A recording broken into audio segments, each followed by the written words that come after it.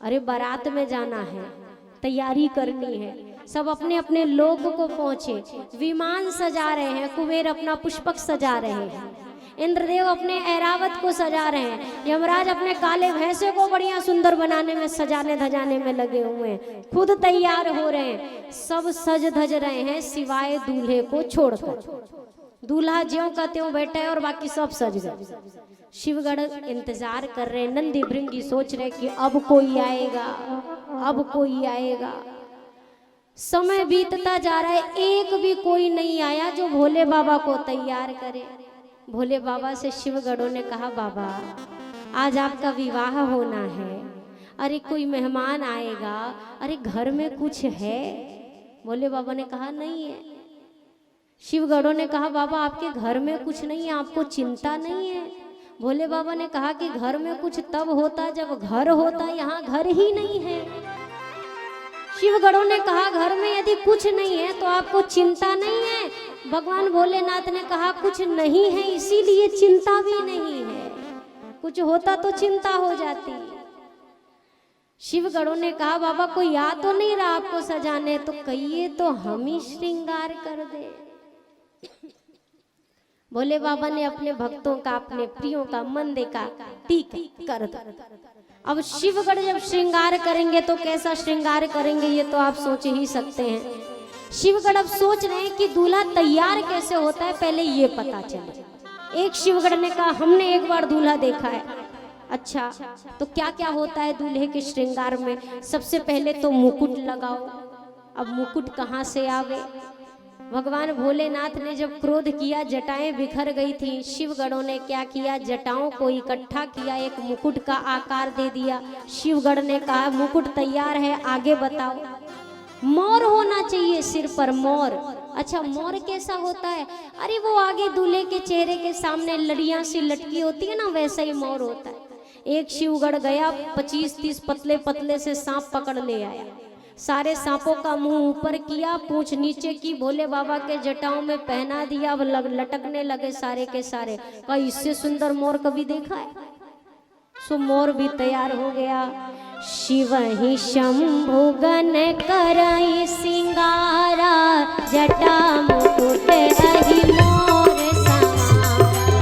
शिव ही शंभु गण करई सिंगारा, जटा मुकुट रही मोर सवारा। शशि ललाट सुंदर सिर गंगा, नयन तीन उपबीत भुजंगा। शशि ललाट सुंदर सिर गंगा, नयन तीन उपबीत भुजंगा। भरल कंठ उर नर सिर माला, शिव वेश शिव धाम कृपाला।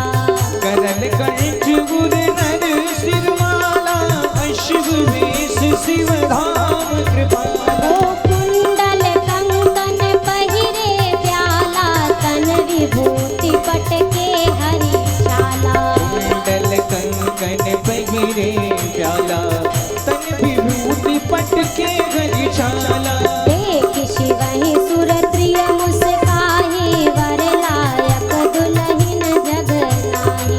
देख शिव ही सुर प्रिय मुस्काहि, वर लायक दुल्हन जग नाहि। भोले बाबा का श्रृंगार। कानों में कुंडल चाहिए दूल्हे के, कानों में भी कुंडल, सांप बिच्छू पहना दिए। अच्छा, ऐसा नहीं कि इधर कोई छोटा पहना दिया इधर बड़ा, ना ना ना ना, जितना बड़ा जिस रंग का इधर है उतना ही बड़ा उसी रंग का इधर है। हाथों में कंगन की जगह पर सर्प है, यज्ञोपवीत सर्प है। एक शिवगढ़ ने कहा, अभी भी दूल्हे में कुछ तो कमी लग रही है। अरे उबटन ना सही तो कछू तो लगाओ कि थोड़ा रंग निखर के आए मेरे भोले बाबा का। एक शिवगढ़ ने कहा, अभी रुको, समस्या ये भी दूर करते हैं। स्मशान घाट पहुंचा, चिता अभी अभी ठंडी हुई थी, राख लेकर के आया, भगवान भोलेनाथ के पूरे तन पे पोत दिया। एक होता है लगाना, लगाने का मतलब होता है कि शरीर के रंग से मिला देना, लगाया नहीं, पोत दिया, पूरे शरीर पे भस्म रमा दी। गले में माला भी तो होनी चाहिए, सर्पों की माला है लेकिन एक बड़ी माला भी होनी चाहिए, 25-30 मुंड की माला, खोपड़ी उठा के ले आया स्मशान से, एक सांप के भीतर सबको घुता भोले बाबा के गले में डाल दिया। दुनिया मुंडों में माला पहनती है, भोले बाबा मुंडों की माला पहनते हैं। शिवगढ़ ने कहा अब वस्त्र क्या पहनाए, बाघांबर लपेटा और एक सांप से कस के बांध दिया और उससे कहा सबसे बड़ी जिम्मेदारी तुम्हारे ही ऊपर है। भोले बाबा तो तैयार हो गए, दूल्हा तैयार है। अब दूल्हा तैयार है, बाराती आ जाए तब ना बारात निकलेगी। जब बाराती पहुंचे और भोले बाबा को देखा, शिवगढ़ ने तो तैयार कर दिया, लेकिन अब जब बाराती आए, देवताओं की पत्नियां जो आई थी कहती हैं बर लायक दुल्हन जग नाही, इसके लिए भी कहीं दुल्हन होगी क्या। भगवान भोलेनाथ के वेश को देखकर देवता सोचने लगे हम इतनी मेहनत मशक्कत से तैयार होके आए हैं और इसका सजने धजने का क्या फायदा। किसी विवाह में आप जाएं तो सब लोग 5-5, 6-6 हजार के कपड़े पहन के जाते हैं। सबको लगता है कि हम इतने सुंदर लगे कि सब हमको देखे, पर सही बात यह है कि कोई किसी को नहीं देखता, अपने अपने को देखकर सब खुश हो लेते हैं कि हम सुंदर लग रहे हैं। लेकिन उसी शादी में यदि कोई फटा पुराना पहन के आ जाए तो वीआईपी वालों को साइड करेंगे, उसको सब देखेंगे कि ये कौन है। देवता सोचने लगे हम इतने सुंदर सज के आए हैं, हमें कोई नहीं देखेगा, सब इनको देखने लगेंगे कि ये कौन है। भगवान विष्णु ने हंस करके कहा ऐसा करते हैं, सारे देवता अपने अपने समाज को लेकर आगे चले। भगवान भोलेनाथ ने कहा धन्यवाद ठाकुर जी, कम से कम इनके चाय नाश्ते का प्रबंध तो वहाँ हो जाएगा, क्योंकि हमारे साथ जाते तो वो भी मिलने वाला नहीं था इनका जलपान हो जाएगा। देवता आगे निकल गए और भोले बाबा पीछे खड़े हैं। नंदी भृंगी श्रृंगी ने कहा बाबा अरे बिना बाराती के दूल्हा अच्छा लगेगा क्या, ऐसे ही कैसे सुनी सुनी बारात। भोले बाबा ने कहा उनको जाने दो, वैसे भी वो हमारे हिसाब किताब के नहीं थे और हम उनके हिसाब किताब के नहीं थे, तो बाबा बाराती। भोले बाबा ने कहा हम अपने वालों को बुलाएंगे। शिवगढ़ों ने कहा लेकिन वहां तक निमंत्रण ही नहीं पहुंचा है तो कैसे सब आएंगे। भोले बाबा ने कहा यहीं पर अभी बुलाओ, सब यहीं कहीं अगल बगल ही बैठे होंगे, एक ही बार में सबके सब आएंगे। और जैसे ही आज आह्वान किया गया, एक बार जय घोष हुआ, हर हर महादेव। इतना होते ही तो जितने भूत प्रेत पिशाच शाकनी डाकनी पिशाचनी चुड़ैल डायन जितनी होती हैं सब की सब चली है। और जब वो पूरी जमात आई है भोले बाबा बड़े प्रसन्न हुए। और देवताओं ने जब देखा भगवान विष्णु देख रहे हैं, अब कहते हैं जस दूल्हा तस बनी बराता, अब जैसा दूल्हा और वैसी बारात अब ठीक लग रहा है। भोले बाबा हर्षित हो गए, ये बारात हमारे हिसाब की है। देवता आगे चले गए और जब इधर हर हर महादेव हुआ ना तो एक देवता पीछे देखने लगा कि हम आगे हैं तो पीछे हर हर महादेव कौन कर रहा है। जैसे पीछे वो भूत प्रेत देखे, किसी के पैर ही पैर है, किसी के एक और पैर नहीं है, किसी के पेट में से सर निकला है, किसी के सर ही नहीं है। ऐसी बारात देखी सब कांप गए। देवताओं ने कहा कि अरे पीछे क्या देखते हो, आगे देखो। दूसरे देवता ने कहा आगे छोड़ो पीछे देखो कौन कौन आए हैं। और जब उनको देखा देवताओं ने कहा अब रुकना मत, जब तक हिमाचल नगरी ना आ जाए चलते रहो। बारात चली है ये वाली, अब भोले बाबा की बारात अब चली है भूतों की टोली के साथ। तो आइए हम भी जरा शामिल होते हैं इस बारात में।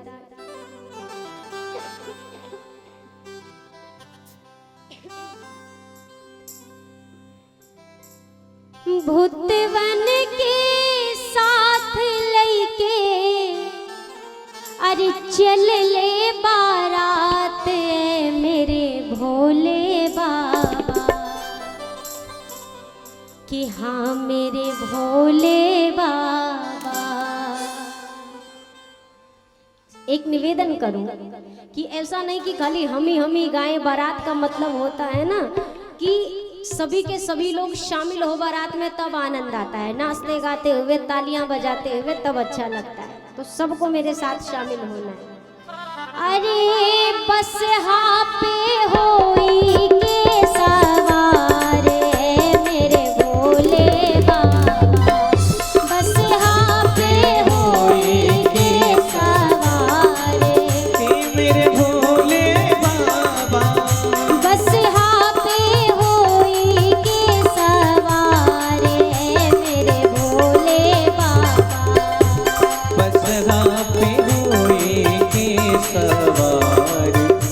मेरे भोले बाबा। मुंडन की माला पहिरे तन में मृग छाला मेरे भोले बाबा। मुंडन की माला पहिरे तन में मृगशाला मेरे भोले बाबा। वो जटवा में गंगा जी की धारे मेरे भोले बाबा। जटवा में गंगा जी की धारे मेरे भोले बाबा।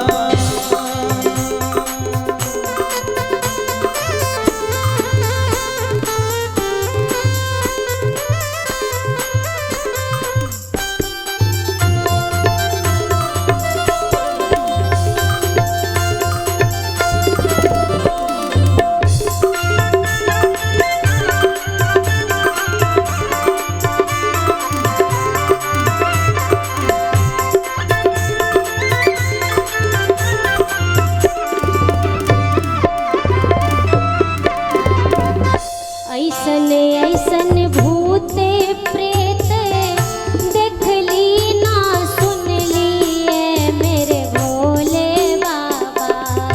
ऐसन ऐसन भूते प्रेत दिख लीला सुन ले मेरे भोले बाबा। हो देखत ही जियरा घबराते मेरे भोले बाबा। देखत ही जियरा घबराते मेरे भोले बाबा। चंद्र कला बलिहारी दुल्हा की सूरतिया पे मेरे भोले बाबा। कला बलिहारी दुल्हा की सूरतिया मेरे भोले बाबा। वो धन्य धन्य भैली मोरा माते मेरे भोले बाबा। धन्य धन्य भैली मोरा माते मेरे भोले बाबा। धन्य धन्य भैली मोरा माते मेरे भोले बाबा। धन्य धन्य भैली गौरा मात मेरे भोले बाबा। भूतवन के साथ लेके भूतवन के साथ लेके चल ले बाराते मेरे भोले बाबा। कि हाँ मेरे भोले बाबा। जरा दोनों हाथ ऊपर करिए, सब लोग करिए। बस यहाँ पे होई के सवारे मेरे भोले बाबा। बस यहाँ पे होई के सवारे मेरे भोले बाबा। बस यहाँ पे होई के सवारे मेरे भोले बाबा। बस यहाँ पे होई के सवारे मेरे भोले बाबा। एक बार पूरी ताकत लगा के अभी बची तो होगी क्योंकि खा पी के ही आए होंगे। कथा तो टाइमिंग ही ऐसी थी। हरे हरे महादेव। देवता पहले निकले थे तो पहले हिमाचल नगरी पहुंच गए और जब वहां पहुंचे बढ़िया सुंदर व्यवस्था। रानी मैना ने जब देखा भगवान विष्णु को बड़ी खुश हुई। कितना सुंदर जमाता है मेरा, कितना सुंदर दामाद है। नारद जी को देखा, नारद जी को प्रणाम करने लगी। धन्य है देवर्षि, आपकी कृपा से कितना सुंदर दूल्हा मेरी बेटी को मिला है। नारद जी ने कहा अरे मैया कैसी बातें करती हो, ये दूल्हा नहीं है, ये तो दूल्हे के खास लोगों में से कोई एक है, दूल्हा ये नहीं है। इंद्रदेव को देखा, ये मेरी बेटी का दूल्हा। माँ फिर वही हल्की बात कर दी, अरे ये तो आपके जमाई के काम धाम में मदद करने वाले लोग हैं, ये दूल्हा नहीं है। मैया ने सोचा जब बाराती इतने सुंदर सुंदर आए हैं तो मेरा जमाई कितना सुंदर होगा। नारद जी सोचने लगे कि अब तो भोले बाबा के ही आने की बारी है। रानी मैंने बार बार चरणों में पढ़ रही, धन्य देवर्षि आपकी बड़ी कृपा बड़ी कृपा। नारद जी ने कहा देखो मैया अभी तो धन्यवाद दे रही हो, बाद में भी दो तब तो अच्छी बात है। नारद जी ने जब ये कहा, मैया कहती ना ना हम तो जीवन भर उपकार मानेंगे। नारद जी ने कहा देख लो मैया लोग अक्सर बदल जाते हैं। नारद जी ने जब सोचा कि अब भोले बाबा के आने का नंबर है तो नारद जी ने सोचा अब यहाँ से चले जाना ज्यादा अच्छा है। नारद जी ने कहा मैया वो तनिक जान पहचान के बहुत सारे लोग आए ना, हम थोड़ा मिल के आते हैं सबसे। वो तो चले गए। अच्छा इधर बारात देखने भी कई लोग गए थे, बड़े बुजुर्ग गए थे अगवानी करने और बच्चे गए थे बारात देखने। जब बच्चों ने बारात देखा, देख के घर पहुंचे, कोई पलंग के नीचे, कोई दरवाजे के पीछे, कोई मैया को दुबक के बैठ गया। मैया ने कहा कि अरे क्या हुआ, बारात देखने गए थे, कैसी बारात है? बच्चों ने कहा बारात, अरे पूरी यमराज की फौज आई है नीचे। अच्छा बारात की छोड़ो, ये बताओ दूल्हा कैसा है? वही तो असली यमराज है। बारात नहीं आई है मैया, एक बात जान लो, ये बारात, ये बाराती और ये पूरी शादी देख करके जो रात भर भी देखने के लिए जिंदा बच जाए ना, एक जन्म के नहीं कई जन्म के पुण्य होंगे, वही बचेगा, नहीं तो चल बसेगा। ऐसी बारात आई है, अजीब ही है मैया।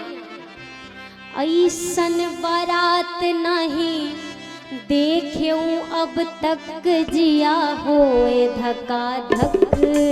ऐसन बारात नहीं देख्यूं अब तक जिया होए धका धक। केहू के बहुत आंख, केहू के को नहीं, केहू के बहुत आंख, केहू के को नाही, ओ जिके एको नहीं ऊहो देखेला चकाचक दिया होए धका धक।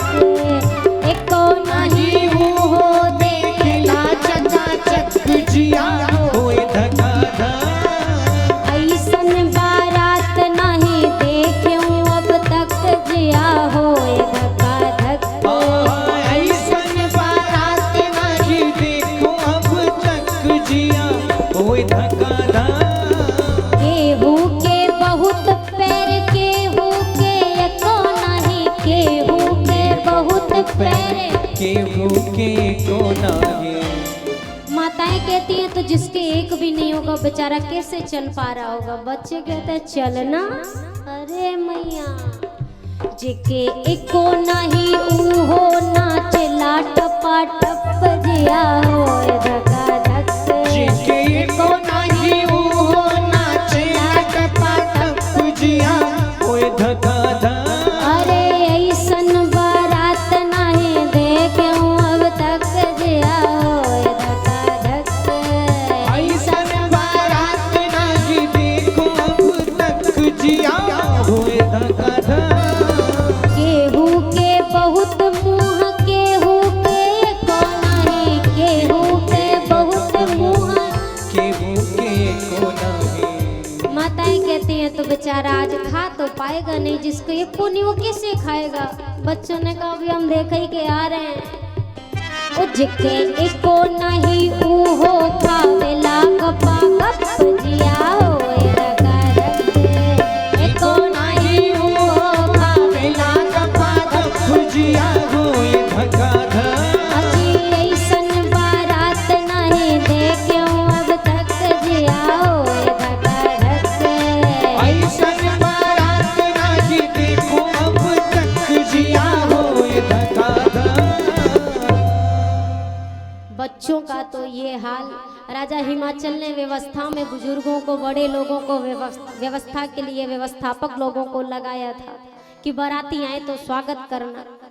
अब बाराती जैसे बाराती आए तब ना स्वागत हो, जैसे ही विमान पे अपने वाहनों पे चढ़ के गए थे, कोई हाथे पे घोड़े पे सब, जैसे ही वाहनों ने भूत प्रेतों को देखा ना, वाहनों ने अपने ऊपर बैठे सवारों को पटका, वाहन भाग गए। जो गिरे सो बेचारे थर थर कांपते खड़े, धूल झाड़ने की भी हिम्मत नहीं है, सामने भूत प्रेत खड़े हैं।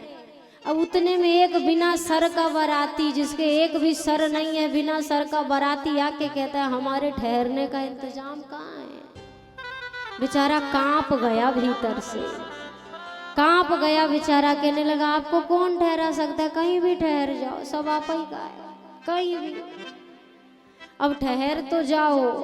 अब इसके बाद वो व्यवस्थापक जब गया, राजा हिमाचल ने कहा कि ठहरा दिया सबको ठीक से, 2 मिनट तो बेचारे को होश ही नहीं कि महाराज कह रहे हैं, बिल्कुल आओ बाओ की तरह खड़ा हुआ है। महाराज ने कहा ठहराया, हाँ ठहराया, ठहर गए, हाँ अपने से ही ठहर गए। अरे तो कछु जलपान वान कराया। व्यवस्थापक ने कहा बार बार हम ही को काहे भेजते हो, किसी दूसरे को भेज दो ना। राजा हिमाचल ने कहा तुम क्यों नहीं जाते।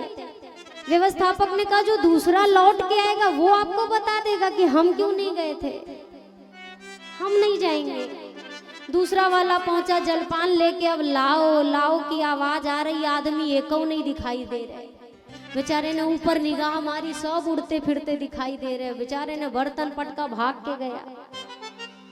भूत प्रेत आए हैं और यहाँ भोले बाबा, रानी मैना आरती सजा के खड़ी है कि आज जमाई की ऐसी आरती उतारूंगी कि जिंदगी भर याद रखेंगे कि कितनी सुंदर आरती उतारी थी मेरी सासू माँ ने। मैया को पता ही ना है कि जिंदगी भर तो मैया याद रखेंगे कि आज कौन सी आरती उतरेगी। मैया ने आरती की थाली सजाई है। भोले बाबा बैल पे बैठ के आए हैं, नंदी पे, बैल पे, और बैल पे बैठ के भी आए हैं तो कैसे उल्टा, नंदी का मुंह इधर, बाबा का मुंह उधर। पहले ब्राह्मणों ने कहा पहले वृषभ की पूजा करो, वाहन की पूजा हुई, अब बैल उल्टा हुआ तो बाबा सीधे हुए। मैया ने आरती उतारी, भाव भाव में जब आरती उतारी, एक फेरा तो ठीक सा गया, और जब दूसरा फेरा मैया ने घुमाया तो जो यहाँ लटक रहे, यहाँ बैठे, यहाँ लटके, आरती की लौ जैसे ही उनको लगी वो फुफकार मारी। मैया एक तरफ, थाली दूसरी तरफ, दासियां सब तरफ। मैया मूर्छित होकर गिर गई, उठा के महल में लेके गए। शिवगढ़ों ने कहा बाबा लौट चलो। बाबा ने कहा काहे को, अभी तो ब्याह भी नहीं हुआ, अभी कैसे लौट जाए। नहीं बाबा लौट चलो। अरे ऐसे भी कहीं होते हैं ना, अपमान हो गया आपका, लौट चलो। जब से हिमाचल नगरी में आए हैं, जिसको देखो वो हमें देख के दरवाजा बंद कर लेता है, ऐसा भी भला होता है क्या। आपकी सासू माँ ने भी आपको देख के दरवाजा लगा लिया। शिवगढ़ों से भोले बाबा ने कहा अरे देखो हर नगर क्षेत्र के अपने रिवाज होते हैं, यहाँ का ये रिवाज होगा कि दामाद को देखने के बाद दरवाजा बंद कर लेते हो। शिवगढ़ों ने कहा अच्छा बाबा जो लोटा फेंका वो कौन सा रिवाज था। भोले बाबा ने कहा कि मेरे सिर पे गंगा जी बह रही हैं, मेरी सासू माँ ने सोचा कि जिसको गंगा जी 24 घंटे अर्घ दे रही हैं तो एक लोटे जल से उसको क्या अर्घ चढ़ाऊं, सो इसीलिए लोटा फेंक दी। अच्छा जो आरती की थाली फेंकी उसका क्या, अरे चंद्रमा भी तो चमक रहा है। मैया ने मेरी सोचा कि जब जिसके मस्तक पर चंद्रमा 24 घंटे आरती उतार रहा है, एक दीपक से उसकी क्या आरती उतारूंगे। अपमान नहीं हुआ, अभी बैठे रहो। अब मैया ने कहना शुरू किया नारद कर मैं कहा बिगाड़ा, मैंने क्या बिगाड़ा था। नारद जी ने ऐसी सलाह दे डाली, मेरा घर उजाड़ दिया। नारद जी सप्तऋषियों के साथ आए, मैया को समझाया। अब क्या हुआ, जब सारी बातें स्पष्ट हुई कि ये आदि शक्ति हैं, विवाह प्रारंभ हुआ। विवाह के पहले भोजन कराया गया। भोजन के बाद, भोजन के लिए जब पत्तल फेरे जाने का समय आया, पत्तल फेरने वाला जहाँ का तहाँ खड़ा, एक बिना सर का बाराती बैठा था। व्यवस्थापक ने कहा पत्तल डालो, खड़े क्यों हो। उस पत्तल फेरने वाले ने कहा कि इनके सर नहीं है, इनको पत्तल देना है कि नहीं देना है। व्यवस्थापक ने कहा तुम पत्तल डालो। आगे थोड़ा सा बड़ा एक बैठा था, भूत प्रेत ऐसा जिसके पूरे शरीर में सिर ही सिर थे, बाकी कुछ नहीं था। उसने कहा फिर खड़ा हो गया। दूसरे व्यक्ति ने कहा तुम फिर खड़े हो गए, अरे पत्तल डालो ना। उसने कहा ये बताओ इनको कितनी पत्तल देनी। ऐसा तो विवाह हुआ भोले बाबा का। पहले भोजन इनको करा दो, क्योंकि यदि ये भूखे रहे तो बाराती तो सब बचेंगे, सुबह तक घराती एक भी नहीं बचेंगे। पहले इनका भोजन हुआ, फिर विवाह संपन्न हुआ है भोलेनाथ